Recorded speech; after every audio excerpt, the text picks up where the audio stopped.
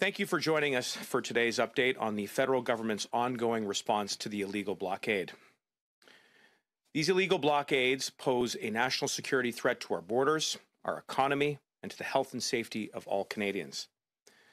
To begin, I am pleased to report that 3 of the most important border crossings in Canada are now open to trade and travel. In Alberta, the Coutts border crossing reopened yesterday after the successful enforcement operation by the RCMP. In British Columbia, the Pacific Highway border crossing south of Surrey has also reopened after enforcement action, including 12 arrests. And in Windsor, the Ambassador Bridge, where roughly a quarter of Canada's daily commercial trade was blocked for almost a week, is now reopened. And in Manitoba, I can inform that the RCMP and CBSA are hoping to reopen the Emerson border crossing later today. This means that Alberta beef, BC salmon, and Manitoba pork can once again be exported to markets across North America. The successful work that is being done in Windsor by the police service there in conjunction with the RCMP and OPP to end the illegal blockade has resulted in some 50 arrests and 90 charges.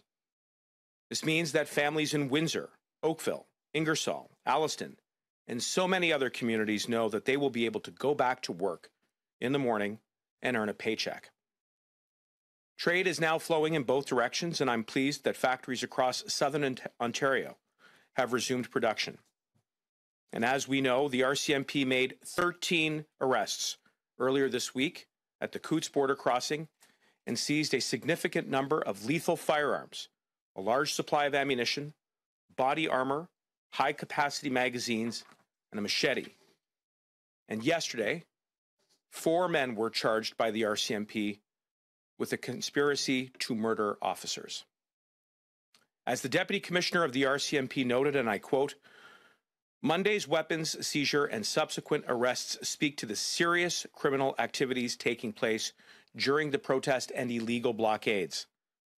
The dangerous criminal activity occurring away from the TV cameras and social media posts was real and organized. It could have been deadly for citizens, protesters, and officers. We need to be clear-eyed about the seriousness of these incidents. Indeed, several of the individuals at Coutts have strong ties to a far-right extreme organization with leaders who are in Ottawa.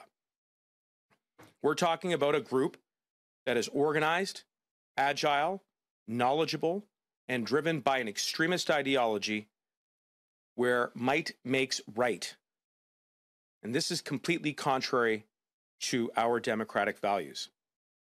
On Monday, the government took the deliberate step of invoking the Emergencies Act for the first time in our country's history. The declaration gives targeted, temporary, and special authorities to law enforcement to help them. The powers exercised are intended to give law authorities new tools to not only bring down the blockades, but to prevent future similar ones and threats by maintaining security at our borders, legislatures, and other critical infrastructure.